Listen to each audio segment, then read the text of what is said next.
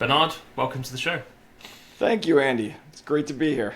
Yeah, it's been a while. I think last time I saw you in person, we were in Detroit. I was visiting the Pistons when you were there, and we had a few whiskeys in a very nice restaurant and bar. So it's good to have, hopefully, a more sober chat with you today. Yeah, I remember that well, and I remember I was able to get home okay, so it wasn't too many whiskeys. We live to tell the tale.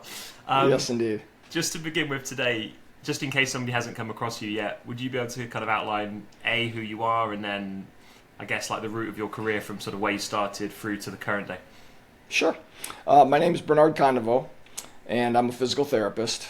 I've been a physical therapist for just over 30 years, always in orthopedics and sports medicine. I earned my board certification as a sports clinical specialist as part of that. My education, I started with psychology and physical therapy degrees from Wayne State University here in Detroit. And then later on, I earned my doctorate from St. Scholastica in Duluth, Minnesota. Those weren't available when I was starting out 30 years ago. What are you going to do? My clinic experience actually started as a staff physical therapist. And from there, I progressed into department heads, clinic directors, actually into a multi-site manager where I ran half the state of Colorado. But I always maintained a clinical presence because I thought that was important, and that's truly where my passion was. My sports background actually began as an offshoot of my bike racing. I always had a passion for bike racing. You know, my parents were French. I'm technically dual citizen French, so Tour de France cycling's always been a big passion for me. And so I started covering local mountain bike races and road races in Colorado. After that, a friend and I developed a junior development program that we took to National Series mountain bike races. We did a little bit of physiological testing, some training advice, nutrition advice, and we'd have them meet with a pro where they could ride and ask questions. After that, I took a leap of faith and I went to France for the Mountain Bike World Championships to see if I could connect with a team. And I ended up connecting with the New Zealand national team, and I worked with them and covered their athletes during that event.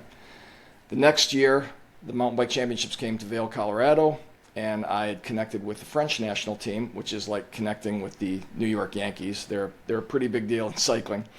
So I worked with them during the entirety of that World Championship as an assistant coach, as a physio, as a translator, all kinds of things. Great experience, learned a lot. After that, I connected with the United States team, and I was with the U.S. team for over 20 years after that, doing every mountain bike world championship, covering Pan American championships, 4 Pan Am games, 3 Olympic games, and other events, covering every discipline. I did primarily mountain biking, but I also covered downhill, BMX, track cycling, road racing, every event there was, which kind of added to the recipe there. I also connected with the Quick Step professional cycling team out of Belgium. They're one of the most powerful road cycling teams over the last 20 years, and I would work major events with them in North America. During that time, the Colorado Rockies became an expansion team in Colorado, and they needed somebody to take care of their athletes who were injured and couldn't travel with the team. We connected, it worked out, and I worked with them for almost 10 years, which was a great experience. 2 years after the Rockies came to town, the Colorado Avalanche relocated to Colorado. We made the connection through the Rockies, and I would help with training camps and rehabbing some athletes. And in fact, I worked as the assistant trainer on the bench at a game in Los Angeles in their Stanley Cup season of 2001, which was pretty cool. And I actually had to take a player off the ice, former LA King, and all I could think while they were booing us was, please don't fall on your ass. Try to save some dignity here. So I was doing that. Cycling was always going on at that time until I got the call for the Pistons position. And that came in 2018. So my last mountain bike world championships was 2017 in Australia. And then I started with the Pistons in 2018 until 2022. After that ended, I wasn't really sure what I was going to do next. So in the conversation with a former player, he suggested, hey, you've got a background as a clinician. You know what it's like on the inside of an NBA team. That would be a valuable asset to present to agents and other players. So we talked about it, and I started Superior Athlete Solutions, which is what I'm doing now. It's a company where I will work with athletes, consult with agents, and kind of do individual work that way. Yeah. When I used to visit you regularly in Detroit, it was always really evident that the facility was beautiful, good people, really nice set of practitioners working with you there. How did you go about building that team? I know some people probably were there already, but I'm just curious as to sort of in your leadership role at the time, how did you go about sort of structuring such a good dynamic, seemingly? Yeah, well, that's a great question. When I started out, it was a little bit hectic, actually. So I started with the Pistons in August, and at the time, training camp was going to start in September. Coming from cycling to basketball, obviously I did not have a huge basketball background. I had to hire a head trainer and an assistant trainer. We already had our performance staff and strength staff. So I consulted with the performance staff when we were doing interviews to make sure they were comfortable, but I knew I needed somebody as a head trainer who had experience in the league, not so much to guide me in basketball decisions, which was important, but who really knew the NBA. We had to have mouthguard fittings, concussion baseline testing, cardiac testing, all kinds of things that I didn't know inherently from not being in the league. And if we didn't get those things done, it obviously would be a problem for the organization and for the team. So we went about hiring a head athletic trainer. And luckily, Jim Scholler became available. He had 10 years with the Memphis Grizzlies. We connected well. He's an original Michigan guy as well. And what was nice is he was somebody that could, without being overly sugar-coated, tell me, hey, you need to do this. I could learn from him, bounce ideas off him, and it was a great response. We also hired an assistant trainer, Pete Elliott, and then we built that staff. And it was a little bit hectic early on, trying to get organized, relocating from Denver on a short schedule, and working through all that stuff, getting organized, preparing for training camp, trying to get to know who my staff was. It was a little difficult. Luckily, our first training camp, we did it at the University of Michigan, and we drove up there. We hung out. I took the entire team out to dinner, the medical team, and as a staff, we sat very comfortable. We had some food. We got to talk. I got to know people a little bit, and basically what really helped me in that regard was we started to form some foundations. I started to know who was married, what their why was, how did they get into this position, what their goals were. I mean, as an assistant trainer, did you want to become a head trainer? If so, how can I help you achieve that? With the strength coaches, do you want to be an assistant? Do you want to be a head? Things like that. So I got to learn what motivated them, what their goals were, what their aspirations were, and basically tried to work with them and help them do that. We had conversations about saying, look, I want you guys to have an open dialogue with me. I don't want to come off as the boss. I think there's a difference between being a leader and being a boss. I wanted to be looked at as a leader and collaborator. So all ideas were good. I think an important part of being a leader is knowing what you don't know and being willing to say, hey, you know what, that's a better idea than what I had. So we would have conversations, we would have regular meetings, and when we came across a situation, we would bounce off, hey, what do you think would be the best thing to do? And initially, I will admit, there were some people who were like, it's whatever you think, you're the boss. And I would have to explain, look, I've seen the organizational chart. I know where I sit on this. I know where you sit. If I'm asking you, it's because I want to know. And they had some good ideas. We applied them. And everybody knew you could have a voice. And once they knew, hey, if you went against what I thought, there's no repercussions. I had to show that I was serious about that. I had to show I had no ego about being in charge, and that if things went well, the team got credit. And if an individual had some idea that really struck gold, I would make sure they got credit for that. Conversely, if things went bad, I wore that hat. And while that did make for some uncomfortable situations in front of crowds, we can get into that at some point. I think it showed them that I was honest. I think one thing that I would apply, I'm a huge Michigan fan, and I know not everybody likes Jim Harbaugh, but Jim Harbaugh had 4 rules for the football team.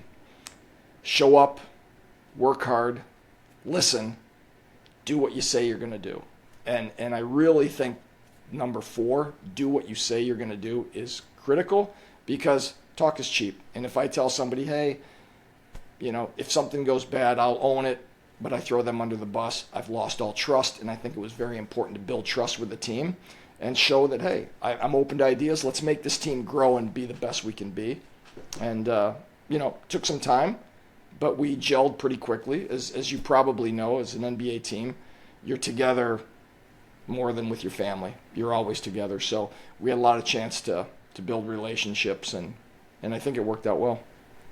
Obviously, with the NBA and many leagues, if you've just joined the team, you're probably on a 1-year deal as a member of staff. If you're more established there, you might have a couple of years, 3 years, whatever you're lucky to get.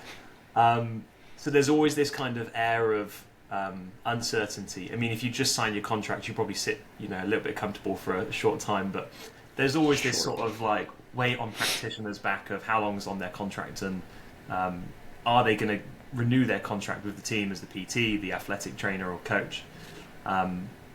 But people ideally want to have ideas and provide value to the organisation they're at, and hopefully move things forwards, perhaps innovate, come up with their own ideas. How, in your, when you've been a leader, say, at the Pistons or anywhere, and obviously case-sensitive examples, but how do you provide an environment of safety or encourage your members of staff when they might be cognizant of job insecurity, to then equally not take risks with player care, but take risks in terms of suggesting new ideas or new ways to do things?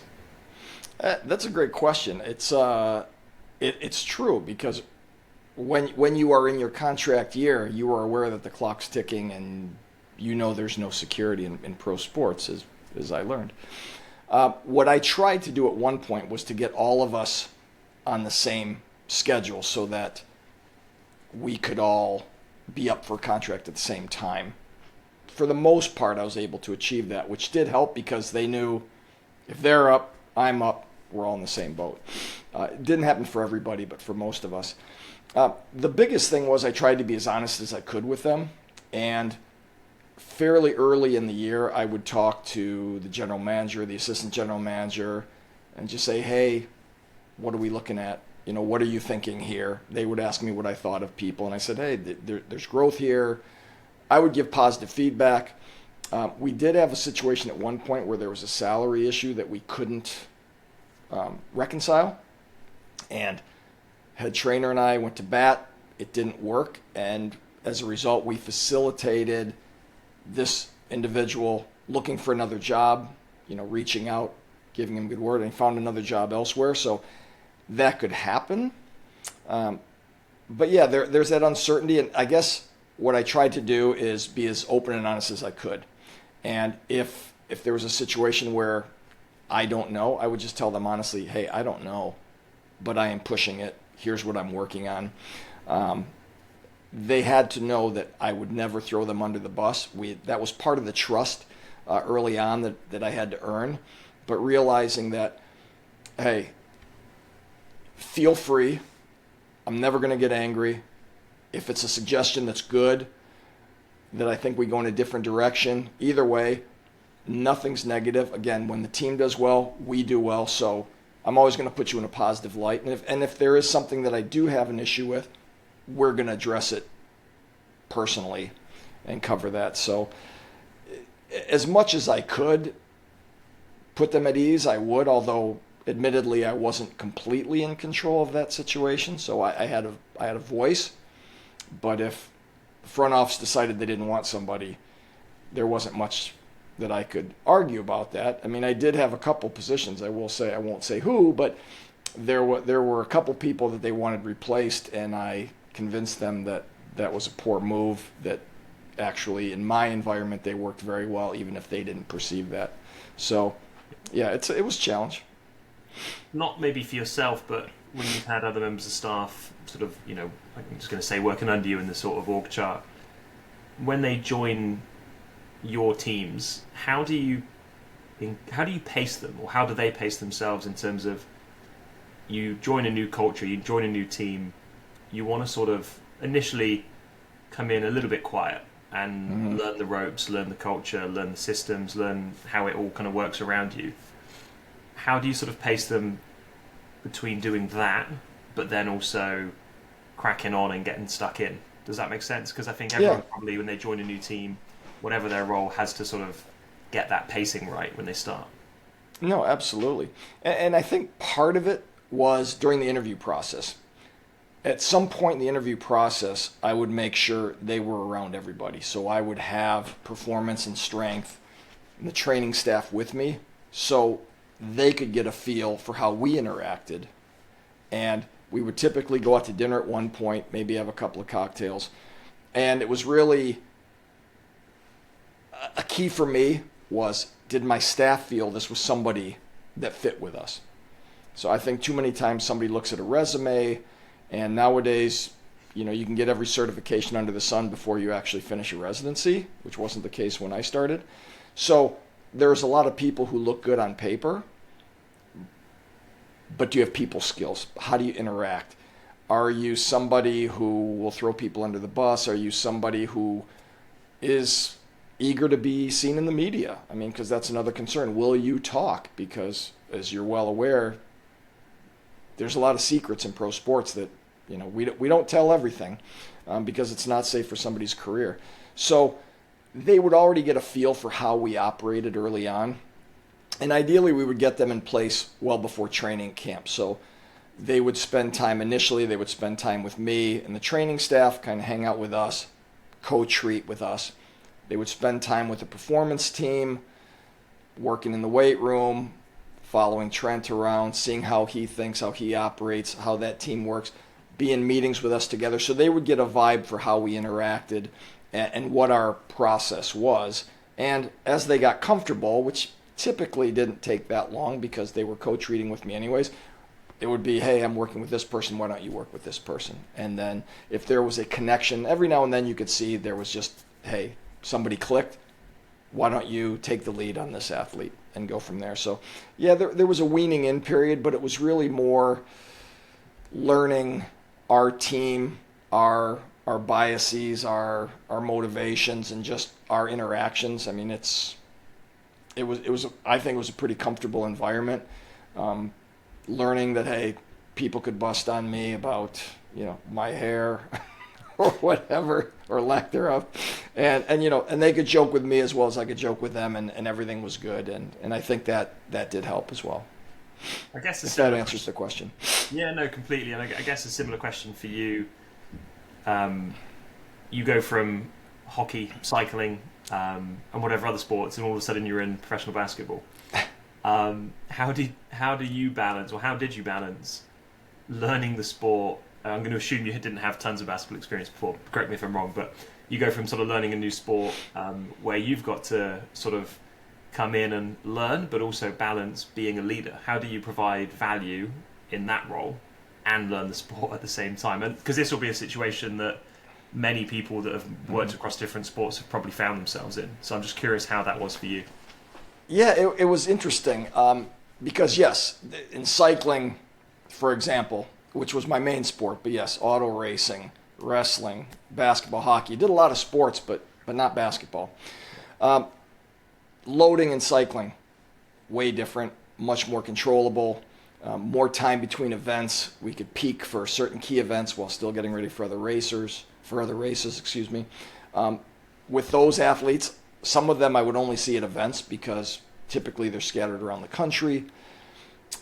So yeah, there's quite a bit of difference from an athlete that you're going to see every day, and in a sport that I'm not intimately aware of. Like, obviously I'd watched basketball, I knew about basketball, but the demands of the sport, the technicalities of the sport, that was a challenge. So again, using my staff to help me, my training staff, my performance staff had a ton of experience in basketball. So I let them know, hey, if I'm barking up the wrong path, tell me and don't make me guess. I mean, what I didn't want is somebody to treat me like, okay, be careful, he's the boss. So, I don't know. Have you thought about this? Just say, hey, like Jim was great for that. You need to do this or don't do this. So learning the sport while being a leader, I would lean on them to learn the sport and watch practice and talk to coaches. And I worked with coaches to develop rehab drills because I would tell them, hey, here's what I'm thinking. How can we make this basketball appropriate? As a leader, though, I mean, clinically, I know what I'm doing in a clinic. I mean, I've worked with a ton of people, a lot of different types of athletes, and you know what? I know how to work on a problematic back or a neck, or I know how to rehab an ankle, things like that. So clinically, I wasn't overly concerned. The sport-specific applicability, that was where I had to learn from them. But really representing them, interacting with the front office, interacting with the coaches, helping them see what they want to do. So if they had an idea, how can we bring that to fruition? Protecting them by being accountable for everything that happened. I think that's how I handle the leadership role. And again, being honest. I think, again, a part of leadership that is underrated is being able to say, hey, I don't know, or I think, but I'm not sure. You have more experience than me in this. What do you think? So doing what I had to do as a director, reports, making sure things were done on time, that things were scheduled, you know, working with the trainer on that, and helping them get what they need while they help teach me what the nail was on a court. You know, that it's not that little part that looks like a fingernail, there's actually a nail there. Or, you know, when they would say, hey, we're going to do a DHO. And I was thinking, DHO, dribble handoff. Okay. So you pick that up, and it's funny. After a while, we had one of our assistant coaches who would bust on me a lot for being French. Not a huge fan of the French, but it was good-natured, I believe. So I would bust on him for being Irish. And he said to me one time, I was working on him, and he came up to me and he said, you know, I didn't think they should have hired you. I said, oh, okay. He said, yeah, you didn't come from basketball. I didn't think you deserved to get this job. I said, oh, okay. He goes, but you're really good at what you do. And I'd say you run one of the top teams in this league. So keep doing what you do. And I was like, wow. I mean, this was a guy who does not give compliments easy. So he had no problem telling you if he thought you were full of it. So if he tells you something good, I know he wasn't blowing smoke up my butt. So that felt good, and I knew I learned. And I will tell you, by the end of the first season, I felt like I had a crash course PhD in basketball. So it was the first season, obviously, there was a lot of growth, but I think that's something that helped take us to another level after that. So yeah, it was a challenge, but just leaning on my staff and trusting them and being willing to be taught, I guess. The league or the sporting pedigree is something I always think about, because if you have lots of, say, in this example, basketball experience, great, you've got lots of drills and context for basketball, but if it's the only sport you've worked in, you've only got that context, versus if you've got multi-sport experience, and I'm biased because I did a multi-sport thing, so I, of course, insert your own bias here, for myself at least, but when you've worked with different sports, they tease out, I guess, lots of experience in certain injuries or physical qualities, so you get that breadth and depth. How can people sort of better prove or demonstrate the value of multi-sport experience to a sport or a coach or someone who doesn't necessarily immediately recognize that not coming from that purebred pedigree and actually having diversity is a really good thing? I think you touched on it well. It's diversity is a great thing, because I think, and I don't want to criticize anybody, this is not bashing people, but I think when you've been in the one sport all your life, all you know is this, folks, and I think you lose some of the, I don't want to say the critical thinking, but you always apply everything to the same pattern, and this is what we've done, and I think sometimes it starts being handed down, hey, this is what you do for this is what you do for this, and being able to come from, hey, in baseball, when I had a guy with a shoulder problem, here's what we did. So why wouldn't it apply to basketball instead of what we're doing here? And I would add, for example, I worked with a ton of pitchers. I mean, labrum tears in Colorado early on were a huge injury.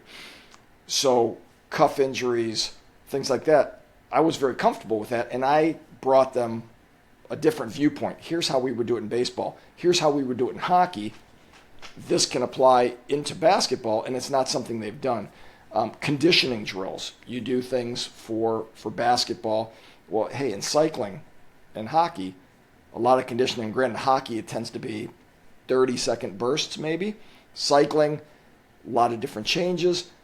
But I think you can take some of the lessons from that and apply it to basketball. So I think it gives you a more rounded picture. In fact, there was one player who just recently retired, and bringing up your point exactly, he had been working with a team, and he's one of the best players in the league, if not the best, and had an injury that knocked him out.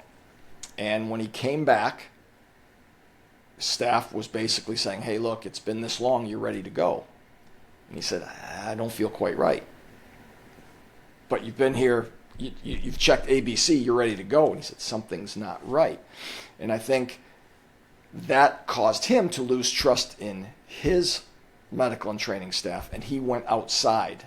And the person he went outside to, I happen to know, but he and I had sat down at one point and discussed, hey, here's my background. Here's where I come from. Here's how I think. Here's how I look at problems. And that put him at ease that I wasn't, this is how it works in basketball.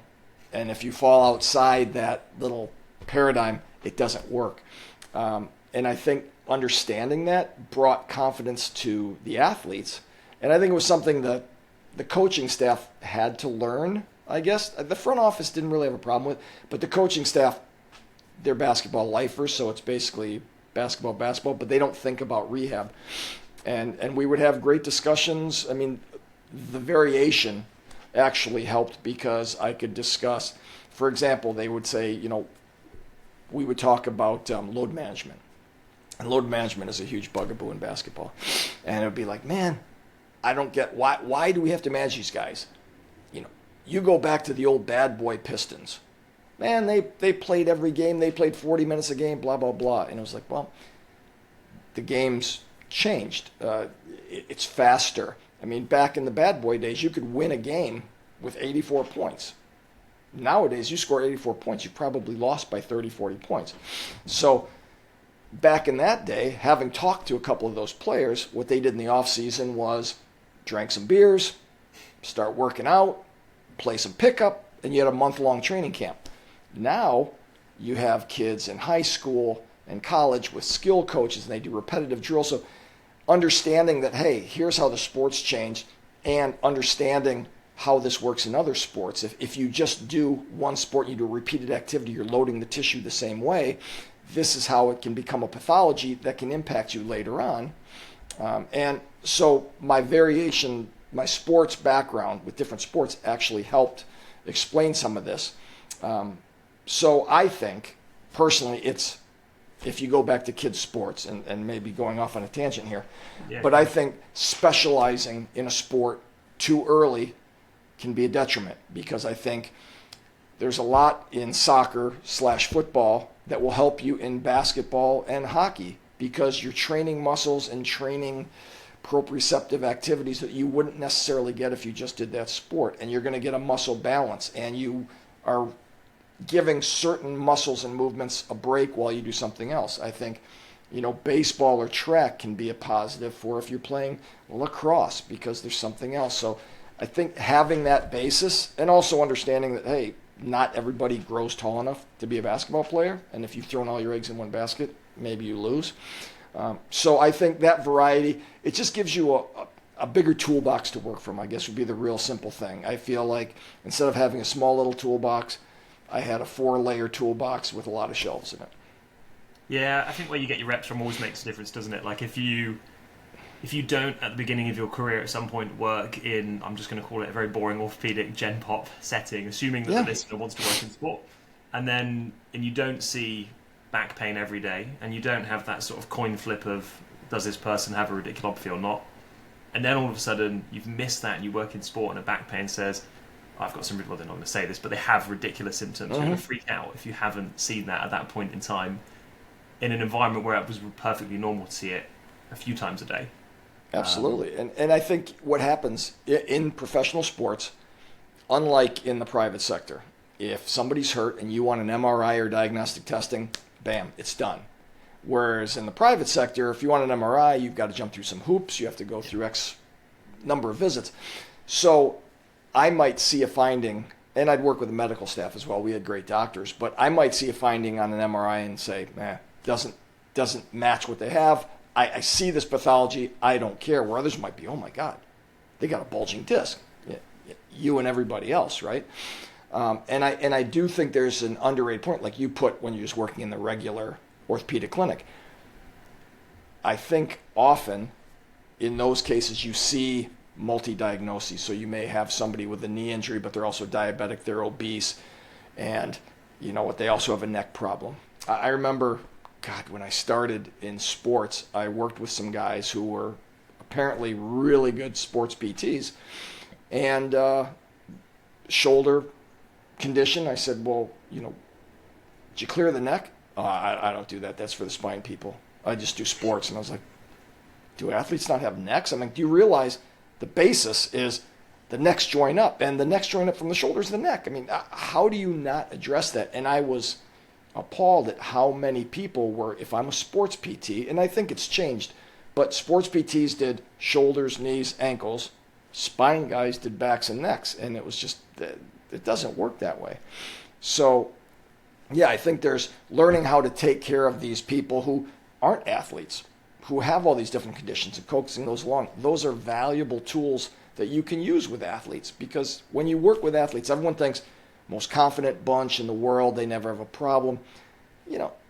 There's an injury, hey, maybe I lose my starting position, hey, maybe I don't play that much, and this is just enough to keep me from the bench, and maybe I'm in the G League or off the team next year. So there's a lot of different aspects psychologically as well as rehab that if you can bring this experience and help them, I think it makes them feel more confident in what they're going to do and come back to the sport. Yeah, it's tough, isn't it? Because there's always going to be, you can get quite far down your career and see an injury that you've never seen before. Or it might just be an injury that's quite rare, so you've only seen it once, or perhaps you haven't seen it. But if you don't have, especially in sport, the context of, maybe it's a muscle injury that you haven't seen, but you've dealt with a ton of other different muscle injuries, at least you've got some bearings as to where to go. Absolutely. So. Yeah, I mean, it's, like you said, it's not exactly the same, but this is what we've done. And for example, it could be a real simple thing like hamstring strains. I've learned, especially with cyclists, to make sure we've got appropriate nerve mobility, because if you do have some tightness from the back, that can affect the Achilles, the calf, and the hamstrings. And let's clear that and how often that would help. So yes, absolutely. Bit of a pivot. You've been a team guy with external practitioners, players' own staff, I'm sure, and consultants coming in. How has that helped you sit on the other side of the fence now? Obviously, now you're working sort of, I'm just going to say, in like the private sector. When you've been in that environment, how do you now, sitting on the other side of the fence, come in effectively to work with players from teams or working in that capacity? That's a great question, and I will say I will give some props to Trevor Harrison of Athlete Health First, because my first experience with working with the outside guys, which does not always go well, was he worked with one of our big players, and the team had asked if I was okay with him actually coming in and working with us. And I was warned by other clinicians, don't do this, it's a bad precedent to start. You're going to disrupt this and nobody's going to listen to you anymore. And I said, well, let's see. So I sat down with Trevor, we talked, and I said, hey, here's my ground rules. If we're going to do this, here's how it has to work. Is this something you can do? He agreed, and I will tell you, I thought it went well. He basically functioned, and his team, there were other people. In fact, one of his team at the time now works for the Utah Jazz as their director. But they worked with us very well. I thought they added to the value that we provided. when we needed help for carrying bags, they would help carry bags. So they really functioned as part of the staff. And I learned from him how to be an outside consultant, say, but function within the team, which I think is important because, for example, I was working with one of his athletes in Los Angeles this summer, and people from the team came out and they were asking questions, and I was ready to spill the beans on everything, and he said, hold on, you work for the athlete, you don't work for the team.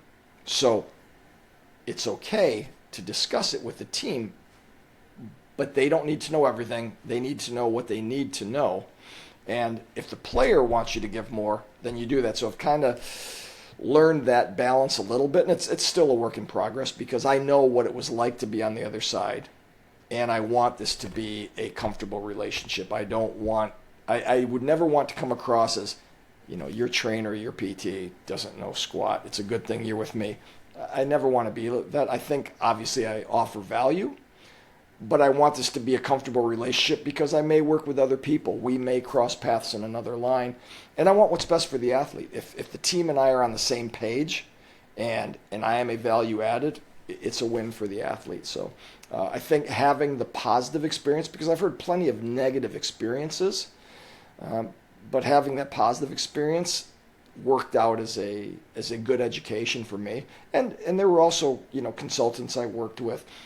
One that we both know, Jared Antflick, he would come in, do a very specific thing. So he wasn't really the athlete's guy, but he would come in, have strong opinions on activities, and he would present them well. And that was something I learned from and said, okay, he doesn't work for us, but in a way he does.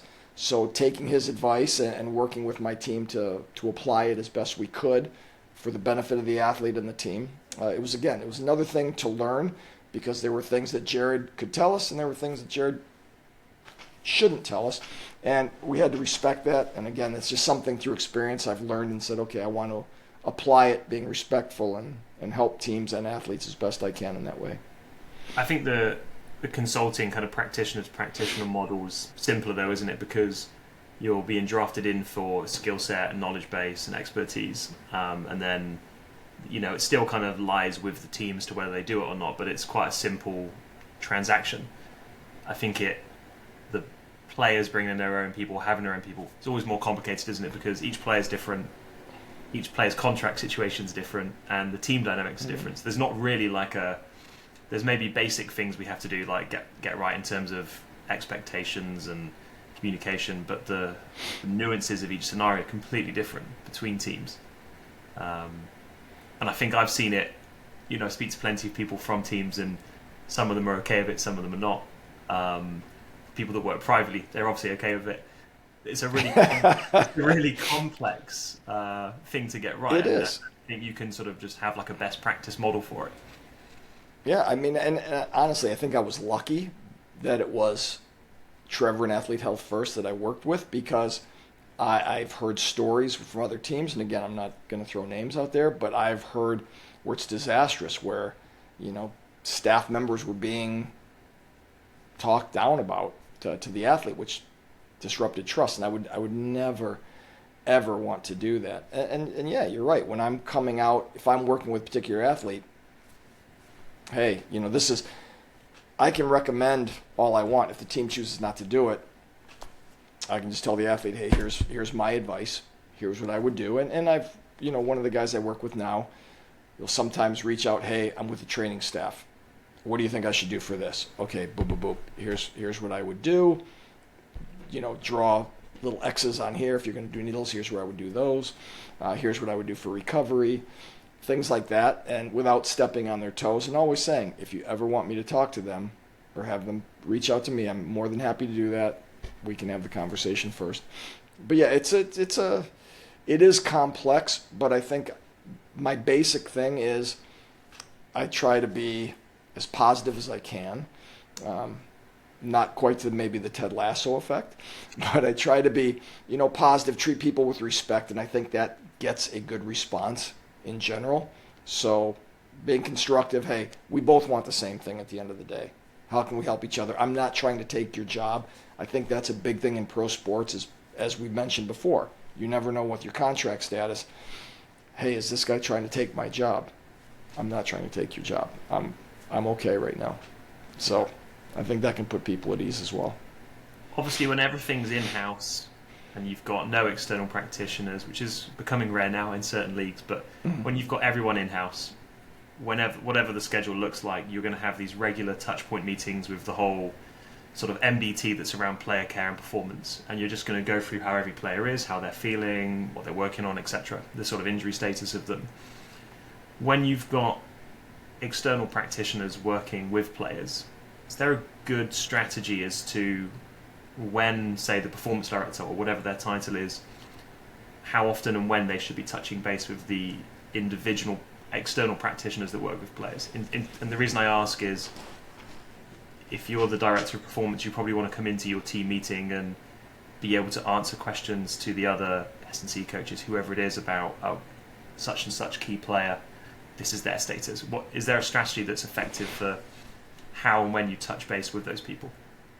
I'm sure there's variations. Now, what we did, yes, we would have our regular meetings and go through every player on the roster, what's going on.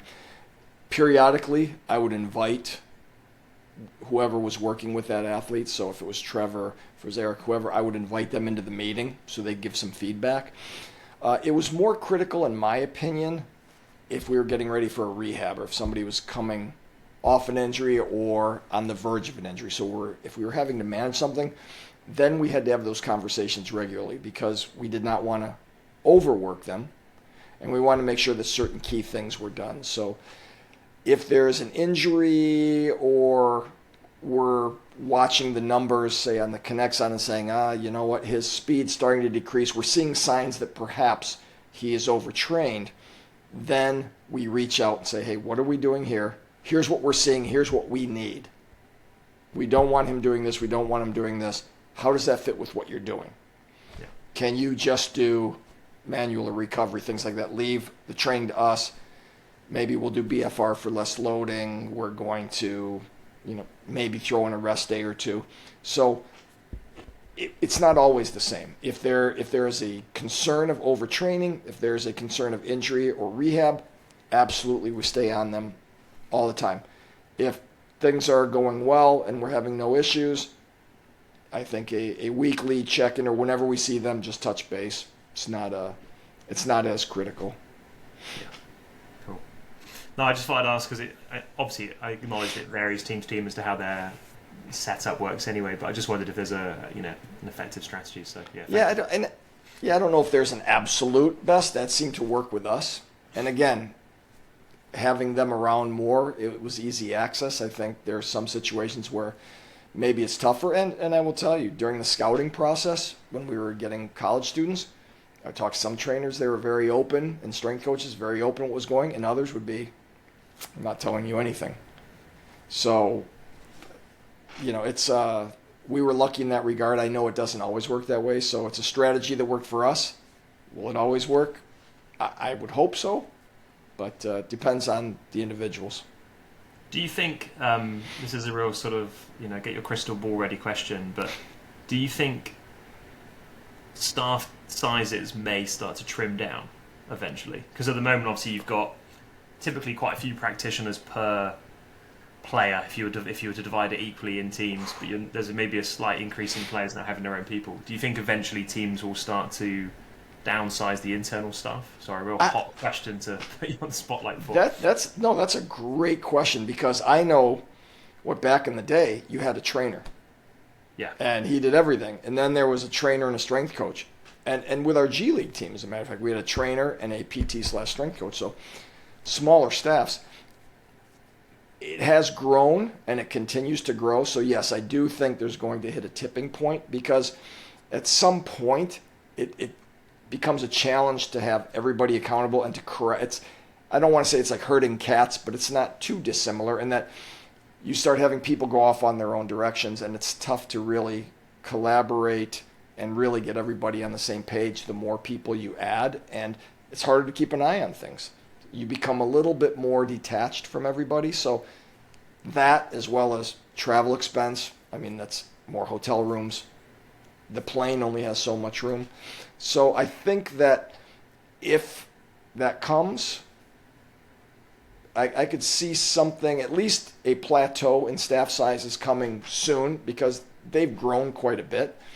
And I don't know if the coaching staff always felt we were overstaffed. So they never thought we needed that many people, because it's basically just get on the court and play and they'll be fine. So I do think it's coming, because the larger you get, it's just, again, it's harder to be a cohesive unit the bigger you get. And I think it opens the opportunity for cliques and losing communication. I mean, I think you'll get some people who are going to talk more to one person than the other, and you need a very manageable size. So I think so. I don't think it'll ever get back to where it was. Yeah. But I could see getting back to, say, a director who's a trainer, physio, or both. Maybe one or two trainer, physios, and a couple of strength staff, and I think you'd function well, because team size hasn't grown and everything manages. So yeah, and good schedules. I think, like, to the person listening who doesn't work in a sport like basketball as well, the schedule can throw you off, because if you look at how many members of staff a team might have medically, and then how many players there are, and you just do simple division, it's not actually how it works, because in reality the players all trickle off the court and they all want treatment or something at a similar time. So it's not like they're scheduling appointments late into the day and there's all these hours free. It's all at once and then all of nothing. It's two extremes. And it's also, there's a seniority, and if you're the big dog, like I will tell you, when we had our big players, they were able to choose when they wanted a massage, when they wanted a pedicure, when they were treated. And if I had one of the younger players, sorry, they have priority. So yes, absolutely, that plays into it. So you have to work around that schedule, and typically, the bigger guys will have one of the more experienced staff, typically, even when they have their own guys. So yeah, I think that becomes a problem, because then you'll have a lot of people standing around, like you said. Some people post-practice shooting, I got my 50 shots, I'm out of here. And the other ones, the young guys, are going to work with the coaches for hours, and you're like, hey, can we get off the court now or what? So yes, that definitely, it's spread out enough to where I don't think the staffs need to be quite as large as they are becoming. Yeah. I'm aware of time. Where is the best place for people to find you and sort of see what you've got going on? Well, you can check my Instagram. I'm not the best at posting. You may see pictures of my dog, but it's at Bernard.Condevaux_DPT on Instagram. And my email, you can use Bernard@superiorathletesolutions.com, since that is my new business, and that's the email I'll be following. Cool. Well, it's been good to we've had a few conversations recently. It's been great to catch up a lot recently. Always. And it's really nice to get you on the show as well. Absolutely, I appreciate it, and hopefully we can cross path for some whiskey again before too long. Absolutely. Okay. Thanks, Bernard. Awesome. Thanks, Andy. Appreciate it.